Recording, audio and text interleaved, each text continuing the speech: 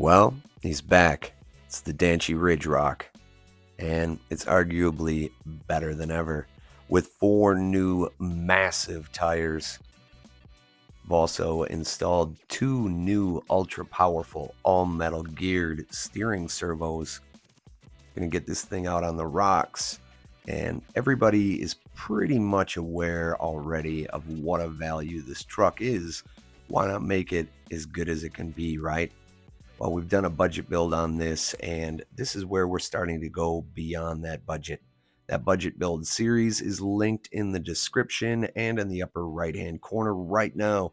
But if you want to see how we're going to take this thing further, we'll get it on the bench and show just how easy these upgrades are. Stick around till the end.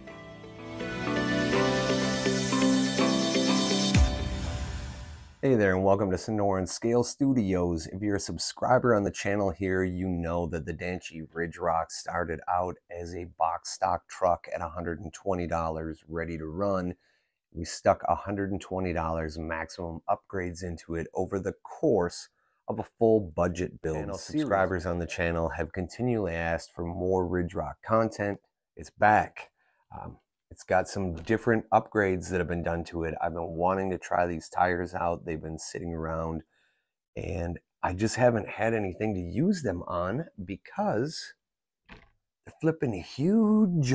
These are huge tires, 5.9 inch overall outside diameter, 2.4 inch overall width. They're a gigantic tire. The 2.2s that the Ridge Rock comes with out of the box are a pretty big 2.2 inch tire, and they don't hold a candle in comparison to the size of these beastly tires. Now, I've tested this same tire as far as the tread pattern goes in a 1.9 in the past with good success, and I'll link in the description down below where I picked these up, along with where I picked up the freshly upgraded steering servos.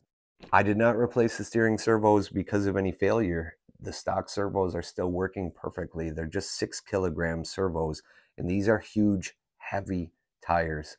And when combined with this wheel, some wheel weights, the hub extensions to get the width that you need so you have clearance with these massive tires on here, those factory servos just weren't going to cut it.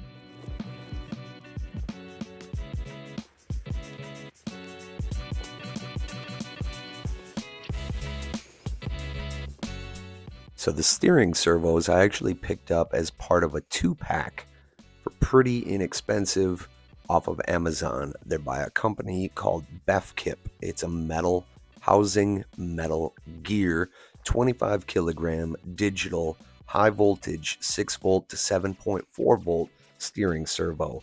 And let's get this thing on the bench and get it flipped over and show you just how easy it is to install these. Here you're going to remove the fasteners here on this belly pan. There's 4, 2 on each side.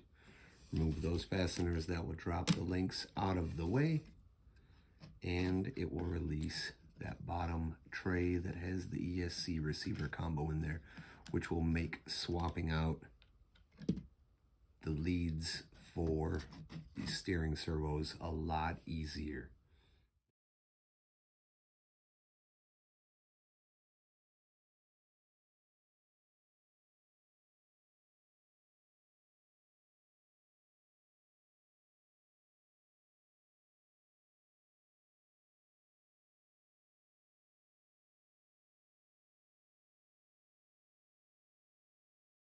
All right, so they are in. Now, a couple tips when you do these.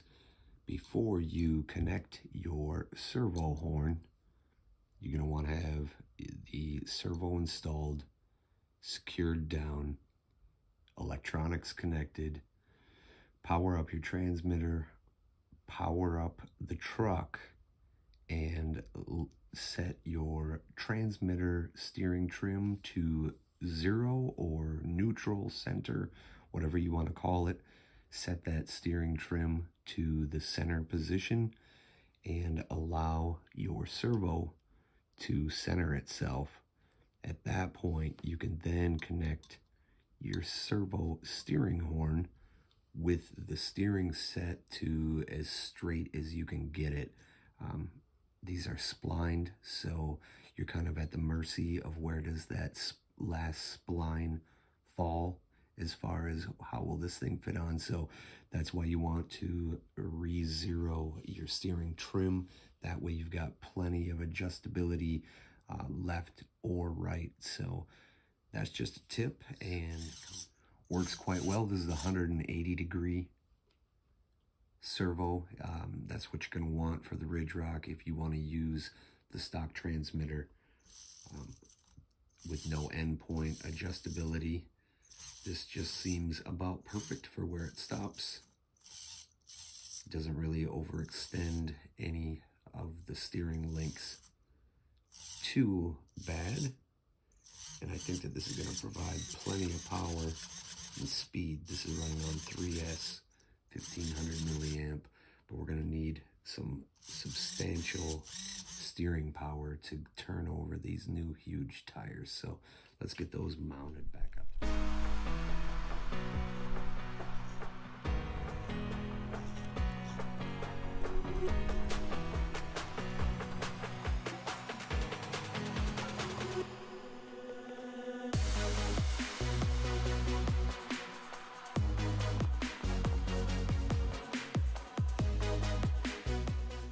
All right, so in all honesty, these tires, they're nothing to write home about. They're a decent tire, but they're nothing spectacular. I'd say the biggest thing going for them is they're a realistic pattern.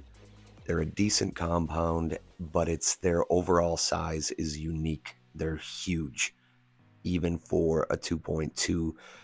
I'm more impressed with the steering servos. I'm not disappointed with the tires. I'm just not that impressed with them. The steering servos, however, big time upgrade on your Ridge Rock.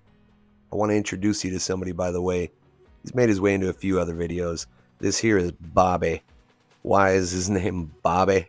Well, there's quite a few of them around, but this guy's been here for probably 2 years. He's halfway tame, but he's got some attitude. He's always doing this territorial head bob, so his name is Bobby. Anyways, back to the Ridge Rock. Yeah, I like the upgrades. I'm satisfied with them. These steering servos, 2 big thumbs up. I can't speak to their durability, but so far, a couple runs. I've run them on 2S. I've run them on 3S. They've performed really well. They're responsive. No issues. So we'll check back in on it later. But for right now, really happy with them. These tires, again, if you've got a rig where you're looking for a massive tire, it'd be worth a look.